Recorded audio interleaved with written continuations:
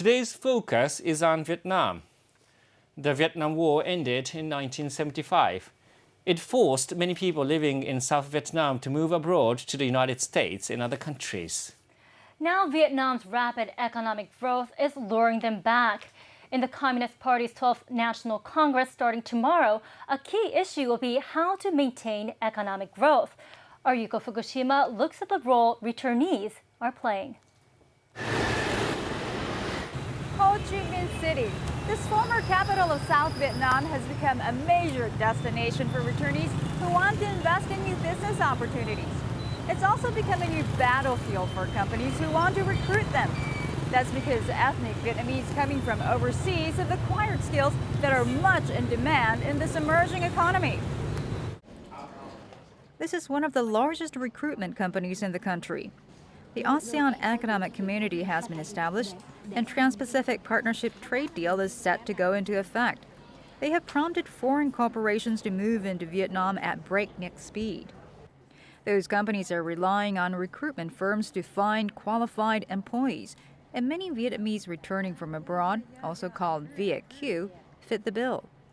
In Viet Kieu, they are qualified, they have the language skills, they have management skills, and here there are a lot of business opportunities for them to be more successful, for them to contribute to the homeland. Why not? Quoc Kien Nguyen is an American Vietnamese who decided to come to Ho Chi Minh for work in 2014. He's a developer with experience, leading a number of major construction projects in New York. He now works for an international developer that entered the Vietnamese market a few years ago. He's in charge of 16 projects. In Vietnam, there's more uncertainty, but there's a beauty that I've learned to appreciate in that uncertainty. And of course, there's opportunity as well. It's still an emerging market. The Vietnam War ended in 1975. Many living in South Vietnam were forced to flee. Mass migration continued for several years. Ken and his family defected in 1978. He was only 3 years old when his parents brought him onto a boat out of the country. They found a new home in the United States.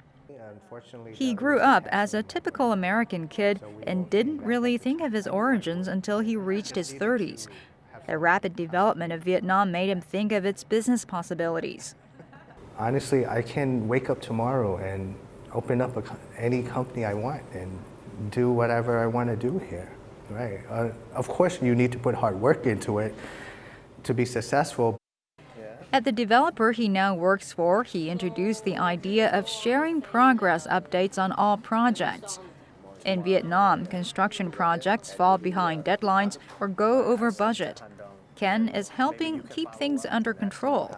This year, his team is starting more than 10 new projects.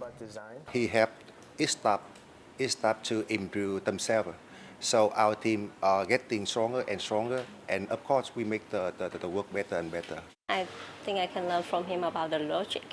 But his logic is really good, and also I think a lot of skill I studied from him. I would love to work with him for a long time. If I had to go back home tomorrow, I will still be happy with my experience. I will be grateful for my experience. Every day, I cherish every day that I have in Vietnam. 5 to 10 years from now, my hope is that Vietnam will be a leader in the Asia-Pacific area. We will be able to compete with Korea and Japan and hopefully China and make our mark globally. Returnees have brought in new businesses. McDonald's opened its first restaurant in the country in 2014. Vietnamese-American Henry Nguyen was responsible for importing the fast food chain. Another returnee, Nguyen Minh Hue, is heading a project to build Vietnam's answer to Silicon Valley. He hopes the 52-hectare IT complex will attract international firms. To further propel its economic growth, the government is making it easier for Vietnamese to come from overseas and work in the country. This is a good time to return home. They can come and live in their home country if they want to, and use their ability and knowledge to contribute to the country's development. Vietnam is opening its market as it tries to maintain economic growth. It'll be important to learn how to play the game on a global scale, and a new generation of returnees is joining the team. Yuko Fukushima, NHK World. We are now joined by NHK's Hanoi Bureau Chief, Kazuomi Shimizu.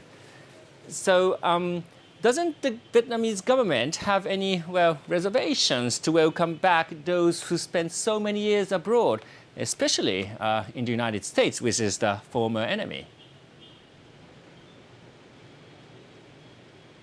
It is important to remember that Vietnam is still ruled by the Communist Party alone. So it's understandable that the government is concerned about the values brought in by people who have spent years living in the West. In the United States and Australia, there are groups for Vietnamese expatriates who are opposed to communism and the current government. They use social networks and other methods to share their beliefs inside Vietnam. So on the one hand, the government is trying to lure back people by easing restrictions on visas and owning land. But on the other hand, it will deal strictly with those who might negatively impact the communist regime. So why has the government been changing its policies to welcome people back?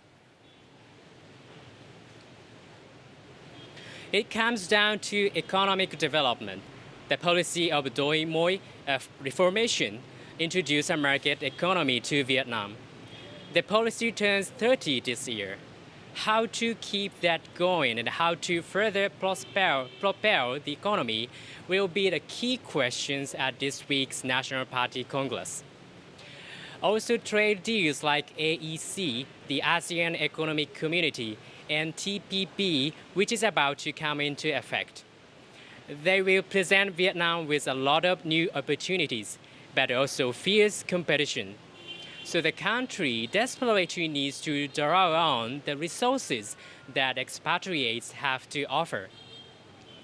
I also like to add one point. Expatriates are also seen as a way to strengthen relationships between Vietnam and other countries, including the former enemy, the United States.